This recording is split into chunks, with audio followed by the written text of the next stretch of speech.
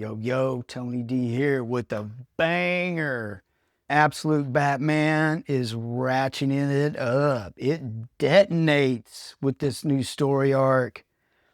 I'm loving the reimagined Gotham, and Bane's debut it's big time. You got to get it and read it. It's a grenade going off in your face. It's awesome. And this just isn't a new villain introduction. It's a full-on scale of the stakes, the tone, the ambition. This is a perfect setup for coming out of that first series with Black Mask, and we got a little taste of Arc M. You get more development of that. Alfred knows more about it than what we previously knew. It's global, worldwide type stuff. You have some peace negotiations going on, and they just get right down to it. These two guys are playing friends now, and Bane's, nah, peace bad for business. And in typical fashion, he gives them a choice. One of them betrays the other. Which one's it going to be? And it doesn't. I thought that was interesting, the way he's just touching him. It seems like he melts him with his touch. Maybe we have a expanded power of the Venom where he has a poisonous touch, maybe. I don't know. It'd be cool. They seem to be, the spins they put on the characters seem to be really cool. And Bane is just not hired muscle. He's a symbol of systematic violence. He's a mercenary for war profiteering. And then you get to this splash page. I got lost in it. Great work by Dragotta. I see Venom's face right there. And you look around more for type stuff. I like getting lost in the line work and trying to make sense of it. But is that Batman right there? I don't know. That's crazy. But Batman he's out for vengeance. His buddy Waylon has been kidnapped. He is at Arc M, and he is trying to find him. And massive spoiler. And it's funny how it's just in this little panel here. This is worth getting 2 copies, I think, just because of this. There's a story about an EMT ferrying the injured to the ER in a rickshaw. And he's probably F Batman, and the EMT's name is Grayson D. So first appearance, pop, key issue, if you're into that kind of stuff. And the reason why he had to do that, Batman, there's no more ambulances to take or Ubers to take him. He contacts Gordon with his mask, and he's just trying to find his friend, and she understands that. And she gives him the information that he needs, that he's in Arkham. Batman's with his Bat family. This is his family, and it's interesting how they're all villains in the canon universe, but man, they're into it. They want to save their buddy. They're good friends. And Cobblepot, this is crazy. Batman's, what of it? And I just said it was crazy. I didn't say we shouldn't do it. There's some levity there. They throw a little bit of that in there. And then we get to, there's some discussion there with Martha Wayne. It's interesting that she's a part of this. I'm looking forward to see how this character development goes. It's weird having his mom alive. And we have a flashback scene. Batman with Catwoman. I don't think she's Catwoman yet, but maybe. There's a bunch of money there. I'm sure she got it.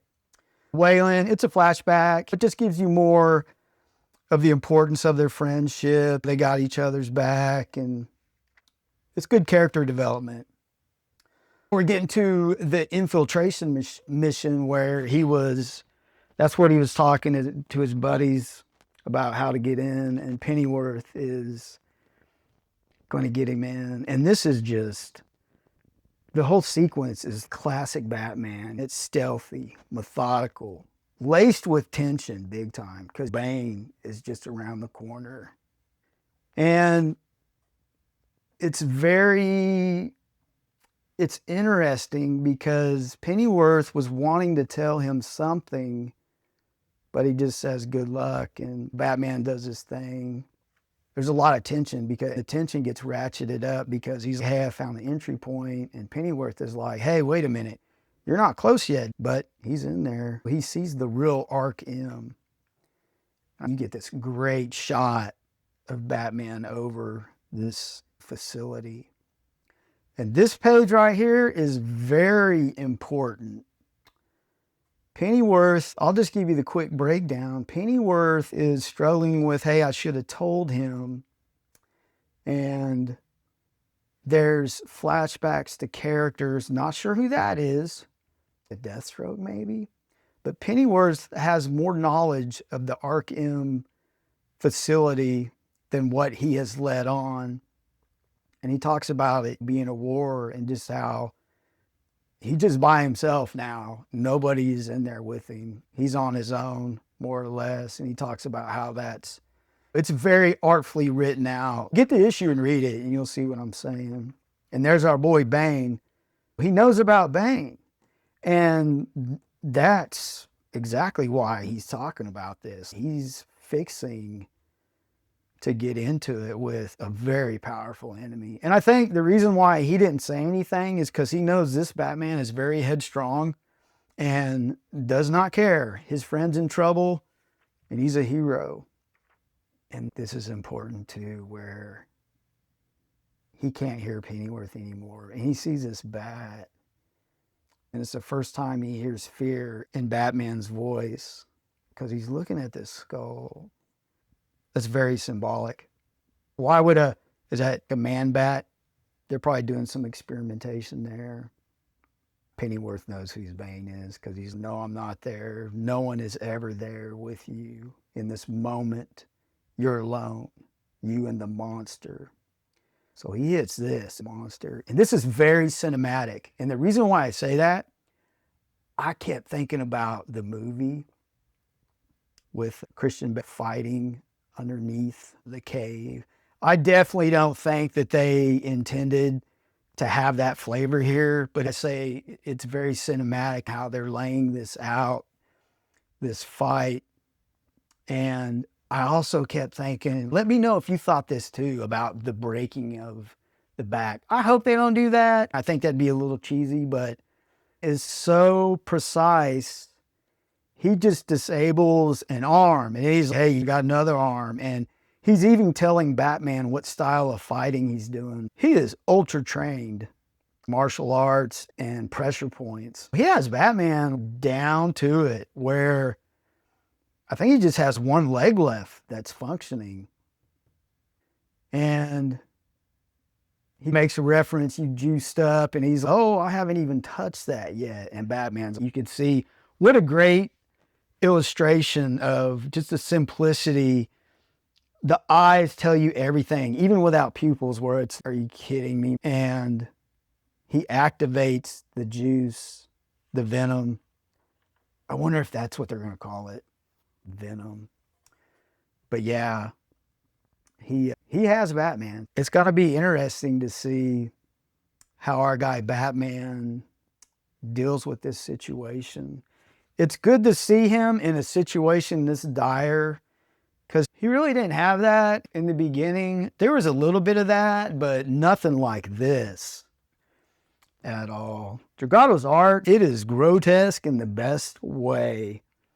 I call it a beautiful mess. He's using kinetic layouts and he's keeping the tone sharp, even in the darkest moments.